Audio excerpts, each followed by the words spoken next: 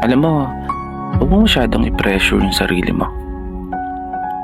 Kasi minsan, sa sobra nating pagmamadali, doon tayo lalong mas nagkakamali. Enjoyin mo lang at maging maingat ka sa bawat takbang. Kalmahan mo lang, mararating mo rin yan.